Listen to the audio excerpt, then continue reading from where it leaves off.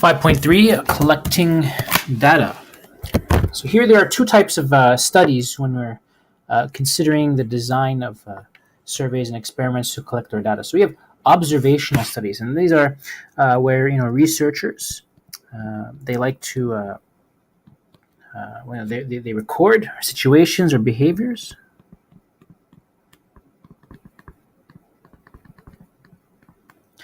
that are already occurring, and they try to draw conclusions.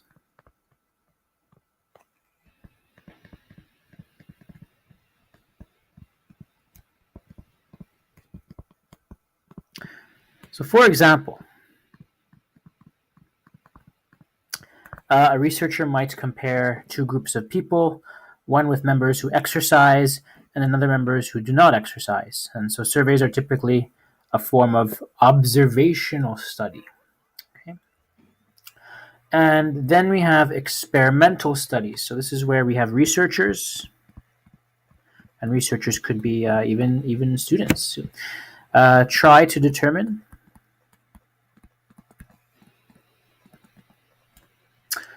cause and effect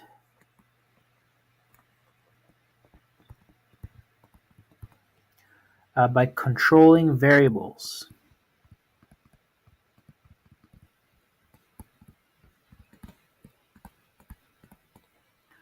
To see the effects on others.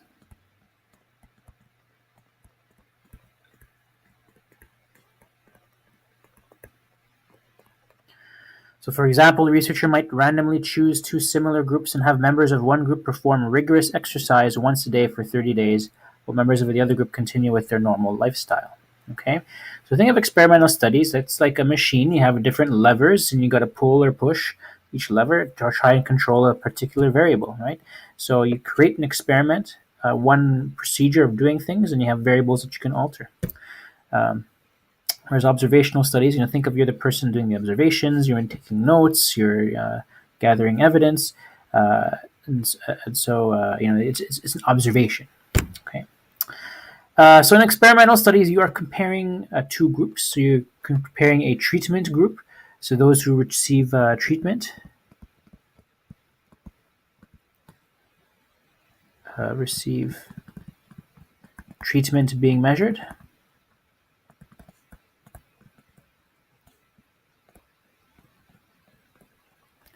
And you have a control group, and the control group are those who do not receive any treatment. So those who do not receive treatment. So think of like a pharmaceutical example. You have testing a new drug. So how do you know if the drug's a good test? You have a treatment group where you give the drug to, and then you have a control group where you're giving them like something like a placebo, just so that you're sure that members taking the study or taking those drugs are not reporting fake results, right? You want to know which ones are genuine, a genuine result of the new experimental medicine you're trying to test. Plus, it's also applicable to other things too, not just medicine, but in surveys in general, and many different studies, research studies, scientific studies. Okay, so three things to occur to determine the cause. So control, randomization,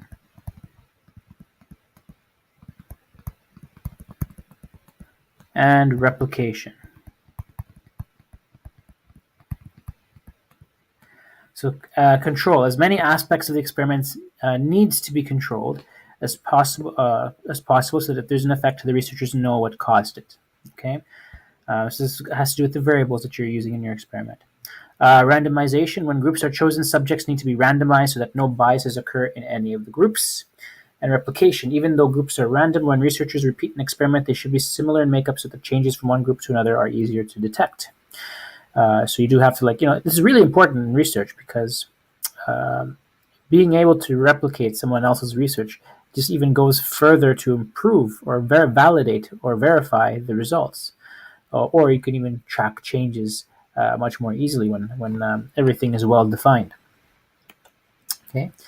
Now, you also have to watch out for bias again. So, again, we'll just review a couple of things here. So, you have to watch out for the sampling technique that you use. How are you choosing the people you are studying from your population? So, example, it could be more men to women or more women to men. Maybe that's not desirable in your study. So, think about things that you're doing in your sampling that might cause some bias. Also, your data collection method. What are the tools you're using to measure your results? So, data collection method. Um, so, example, a survey question asks if you agree with the government should continue to waste money is biased because it influences a person's opinion on government spending. So, a loaded question. So, you're saying, well, the government's already wasting money. Should we agree to that? Well, it's a loaded question. So, be careful with the bias in both your sampling technique and the way you ask your questions. Okay, so this is a pretty short lesson. You can read the material in the textbook for this section. What we are going to be doing tomorrow, and you come back to class, is spend in the beginning working on our new assignment, and that is how to design a good survey. And we're going to be using Google Forms to help us design our survey. Okay, here we go. And